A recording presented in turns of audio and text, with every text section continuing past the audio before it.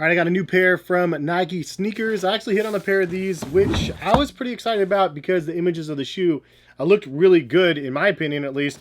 And then I got these, and I opened this box, and I looked at what I got, and there's definitely some things I like about the shoe, but there are some things I actually don't really like about the shoe. Also, what do you guys think, though? Leave a comment in the comment section, and let's go ahead and get into my thoughts, and then hopefully your guys' thoughts as well. So these are the Air Jordan 4 Retro SE Crafts, and the colorway, I think, has some pros and cons for sure. It's definitely going to be something that people either like or dislike depending on your personal tastes and their execution of what they delivered. So from the images of the shoe, it's really hard to get like a three-dimensional idea of what the shoe's going to look like. I just see like this picture and I'm like, oh cool, it looks kind of cool. And then they do a close-up of the front half and I'm like, oh yeah, I like that. The color of the midsole and then the suede across the toe cap and even the leather combination looked really good. Then they do a shot of the back and I'm like, yeah, not bad. Then you get the whole thing together in hand. I'm like, okay. Some things I like, some things I don't like. Overall execution is a good thing, but some of the things I just personally would have done differently. I don't know why they did some of the combinations that they did. But before we get into that more, I wanted to give you guys the words of what Nike Sneakers says. It's a Nike Air Jordan 4 Craft, as I mentioned, $210 retail. $210, man, that's so much money.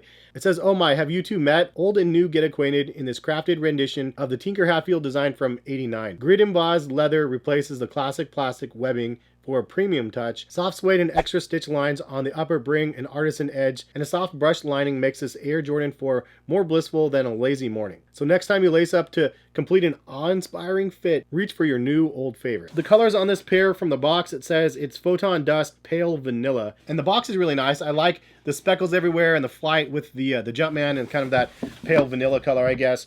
But the shoes, I'm gonna cut to the chase. I like the suede. I think the suede is nice with the napped suede on the toe box. I like that on the tongue as well. But then they mix up too many materials in this shoe, in my opinion, to make it have like some harmony to the shoe. And what I mean by that is the leather on the toe and the side panels, okay. On the wings as well, okay. I like that, even meshed together with the suede. But where they threw everything off to me was when they add the cracked leather in again. They added that cracked suede in over top of the eyelets as well as the back collar. And I think that for me, that just removes the harmony of the shoe. Like it just adds too much of different textures and materials to something that we know is usually just all uniform, I guess. I'm not saying different is bad. It's just too many things though, and it's just too busy for whatever it's worth. Then you do have a little patch of suede right here just sewn on for no reason. It looks like patchwork that they added it back here. It's forgivable, but it's just odd, I guess. But that paired with the cracked leather and suede and stuff is just a little bit too odd. And normally we get the webbing on the sides and the tongue of the shoe as well. I don't even mind this suede here. I think it looks kind of cool. It does give the illusion of like having something here with the way that they gridded it out. I don't mind it. I think it looks good. And we've seen other pairs that have no grids that are totally cool as well, like the COS 4s. I really like the execution on those. But the upper is a little bit too busy with too many materials in my opinion. Also, I will say that the color combinations I think are good, but I thought that the gray was a little bit more cream colored. And then when I got them in hand, I was like, okay, there's like more gray to the upper than like, I guess, cream sort of color or that dirty vanilla color, whatever I call it. I think I'm getting used to the color combination and it's not bad. It's just, I wish there was a little bit less of the gray personally, but I kind of wish it was flipped where the gray was a little bit more of the accent and then the mudguard color around was the primary because I really like that, I guess, overall. So we have a milky gray heel tab on the back with the like vanilla Jumpman and then also the Jumpman on the tongue. Reverse side of the tongue is that vanilla-ish color also, and then you do have like a milky vanilla color for the eyelets of the shoe where they come together. And then the midsole has a color combination of a couple different things going on here. I do like the darker color of the like darker grayish color on the midsole. I think that looks really good. And then the cream on the midsole I think looks really good as well. And honestly, the accent of the gray on the midsole looks really good. I just don't love it all the way through most of the upper. They could have done a couple of the accents with this darker color down here that's also on the midsole. I think that would have looked good on the upper. And then you have a little Jumpman here with a little splotch of like the vanilla color, and that's adding the fourth color to the outsole of the shoe. So the things I like about the shoe, do they outweigh the things I don't like about the shoe? I think it's just kind of like one of those things where I'm not the original designer. There's some things I wouldn't have done the same. I like the idea that they did something like a craft version.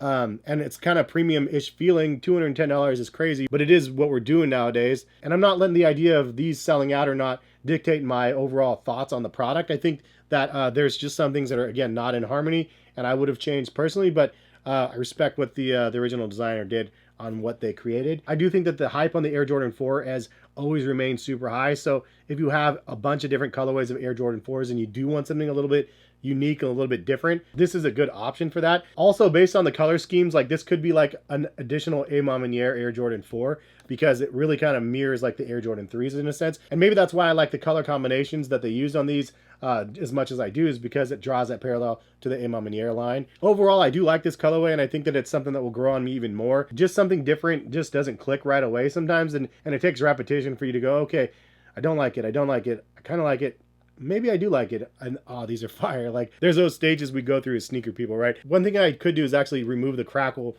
from the shoe if it's really bothering me that much. I say that because on one of the shoes it actually looks like it's already removed, and then the other one it does have the crackle on it, and I like the idea of that crackle being gone. I think it would look better in my opinion. But overall, I think the colorway looks good. They did a lot of things right on the shoe. A couple of things I would definitely change.